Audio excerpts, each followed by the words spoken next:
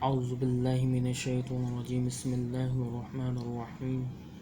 نحمده ونصلی علی رسولہ الکریم وعلی آلہ واصحابہ اجمعین۔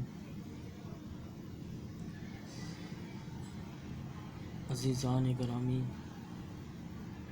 آپ سب کو میری طرف سے السلام علیکم ورحمۃ اللہ وبرکاتہ۔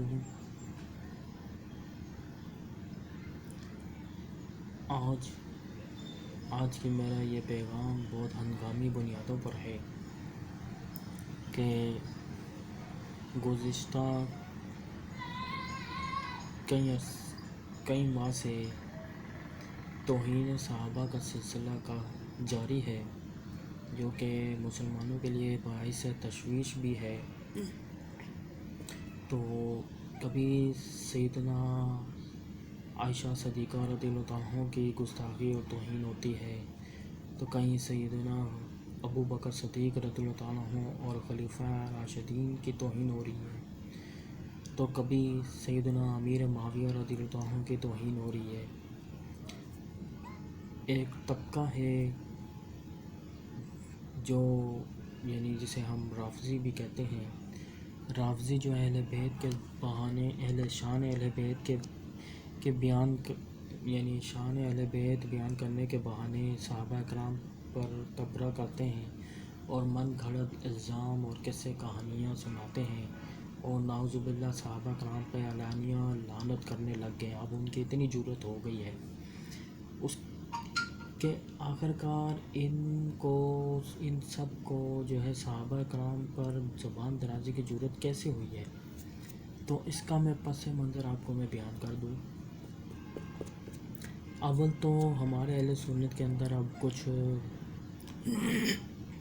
نوٹوں کے پجاری، پیسوں کے جو پجاری مولوی ہیں، اور کچھ سجادے نشین اور سید زادے پیر زادے جو رافضیت کی طرف مائل ہیں، جو نذرانوں اور پیسوں پہ ہی پلتے ہیں، رافضیت کے فنڈنگ پہ، تو انہوں نے رافضیت کے ساتھ مل کر جو ہے ان کے موقف کی تائید کرنا شروع کر دی ہے، جس کی وجہ سے اب رافضیوں کو تھوڑا تھوڑا یقین ہو چلا ہے کہ اہل سنت کے اندر کافی حد تک دراڑ پڑ چکی ہے۔ گزشتہ کچھ مہینے پہلے جو ایک مسئلہ چلا تھا بعض فدق کے مسئلے پر، ڈاکٹر جلالی صاحب جو لاہور سے تعلق ہے ان کا، اور اہل سنت کے ایک بڑے علمی شخصیت سمجھے جاتے ہیں، ڈاکٹر اشرف آصف جلالی صاحب نے کوئی علمی مسئلہ بیان کیا تھا، مگر اس کو ایک علمی مسئلہ تھا، وہ اجتہادی مسئلہ تھا۔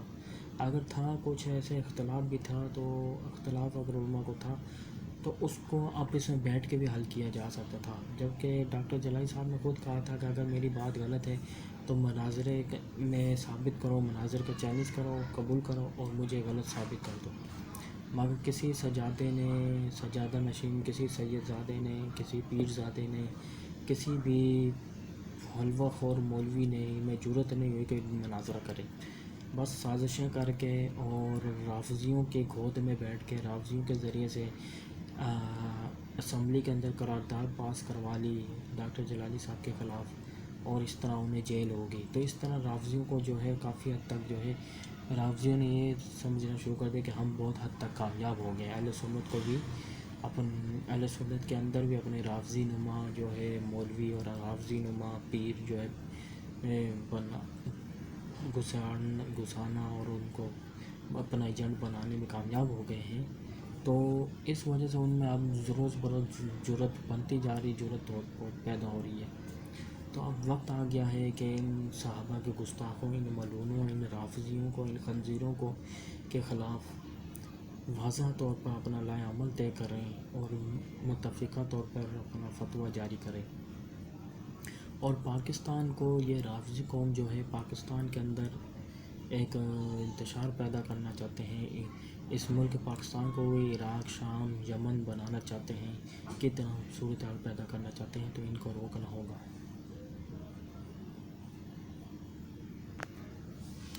تو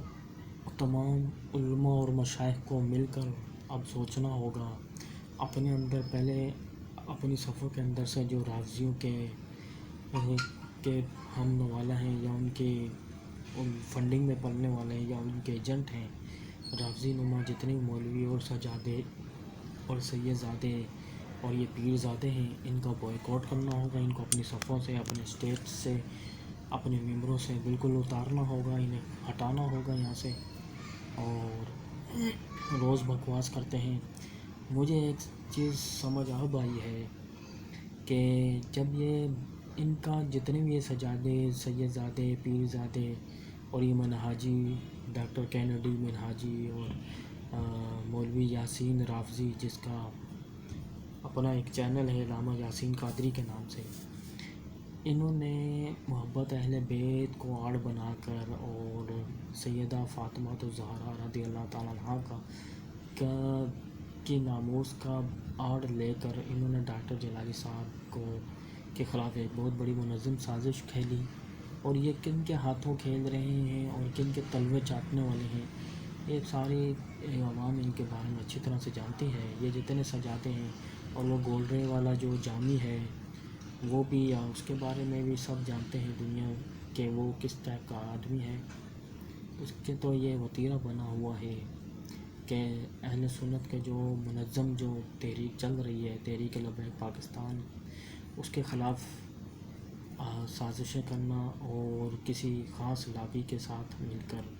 ان کے خلاف جو ہے عوام کے اندر ایک نفرت پیدا کرنا، یہ ان کی پوری ایک ہسٹری ہے، میں اس پر نہیں جانا چاہتا۔ اور منور شاہ جماعتی جو بڑے اہل بیت کے چیمپئن بنے تھے، اہل بیت کی محبت کے، عرفان شاہ مشہدی صاحب، لیکن اب صحابہ کرام کی کھلم کھلا گستاخیاں ہو رہی ہیں، آپ کیوں خاموش ہیں؟ وجہ صاف ہے کہ ان کی بدنیتی سب کے سامنے نظر آ گئی ہے، اور وقت آ گیا اب اہل سنت یعنی عوام اہل سنت اب ان کو پہچاننے لگ گئے ہیں، ان کے اصلیت سے واقف ہو گئے ہیں۔ تو اور دوسری بات یہ ہے، میں حکومت وقت سے بھی میں بھی اپیل کرتا ہوں، ان رافضیوں کو لگام دیں۔ یہ ملک پاکستان کے اندر انتشار پیدا کرنا چاہتے ہیں،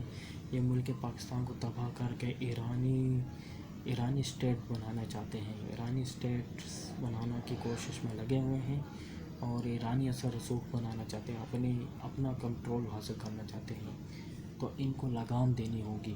اور مجھے افسوس ہے کہ سیدنا ابو بکر صدیق رضی اللہ عنہ کا گستاخ جو ملعون کتا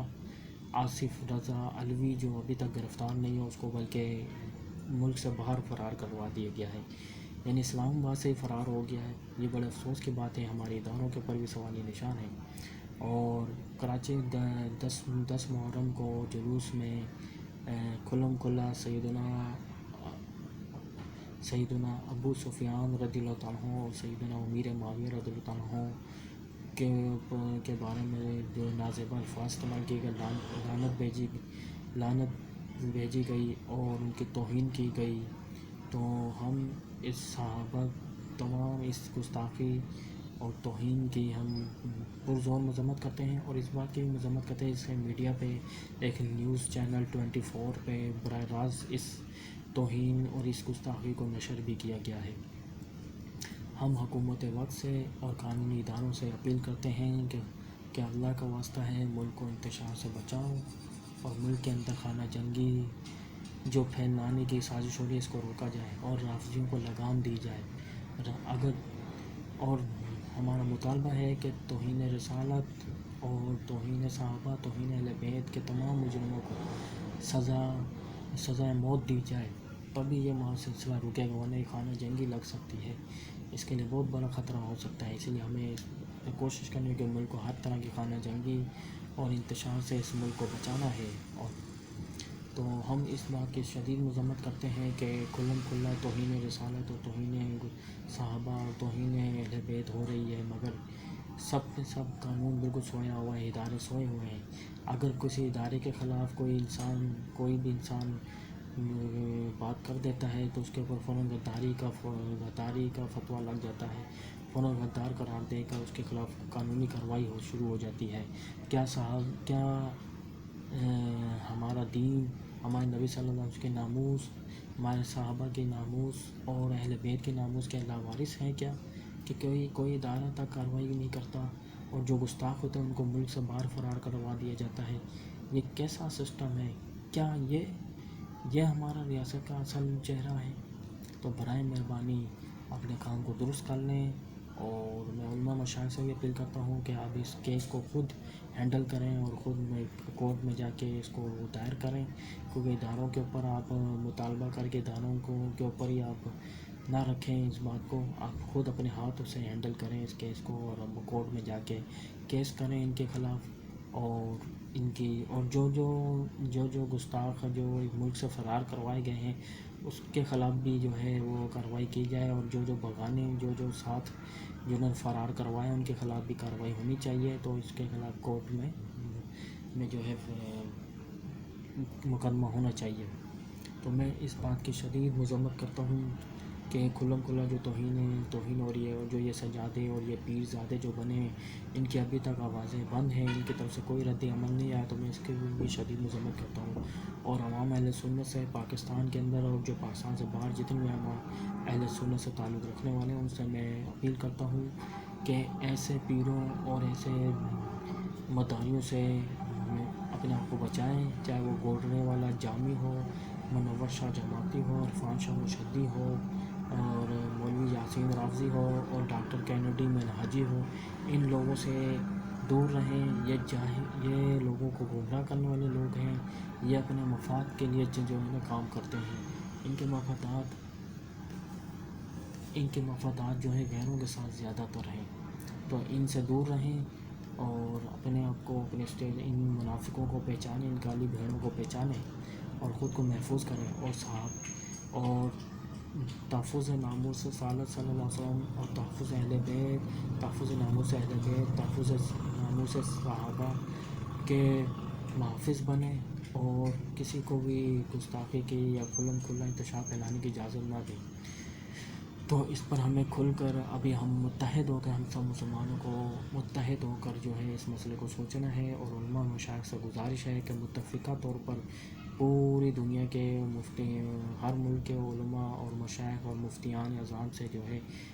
رافضیوں کے بارے میں، رافضیوں کے غلیظ عقائد اور رافضیوں کے غلیظ یہ کارناموں کے حوالے سے آگاہ کریں، اور ان سے فتویٰ طلب کریں اس بارے میں، اور متفقہ فتویٰ جاری کر کے رافضیوں کو غیر مسلم اقلیت قرار دیا جائے، اور انٹرنیشنل سطح پر جو ہے جو صحابہ کی گستاخیاں کرتے ہیں یا اہل بیت کی کرتے ہیں انہیں انٹرنیشنل سطح پر غیر مسلم اقلیت قرار دیا جائے۔ تو بس یہی میرا پیغام تھا، اور ابھی ہمیں سخت قسم کی حکمت عملی اپنانے کی ضرورت ہے، اپنے صفوں سے ابھی کالی بھیڑوں کو نکالنا ہوگا۔ تو بس میرے آج کے لیے اتنا ہی پیغام تھا، اور میری طبیعت بھی اس وقت ٹھیک نہیں تھی، لیکن مجھے آج پیغام یہ ہنگامی طور پہ یہ جاری کرنا پڑا۔ تو برائے مہربانی علماء مشائخ سے میں اپیل کرتا ہوں، اللہ کا واسطہ دے کے کہ ابھی آپ متفق ہو کر ایک ہو کر بیٹھ جاؤ اور اس پہ فیصلہ کرو۔ آپس کے انا پرستی جو ہے چھوڑو، آپس کے ذاتی انا جو ہے وہ آپ ختم کرو، اور صحابہ کے ناموس کے لیے، دین کے تحفظ کے لیے آپ ایک ہو کر سوچیں۔ شکریہ۔ السلام علیکم ورحمۃ اللہ وبرکاتہ۔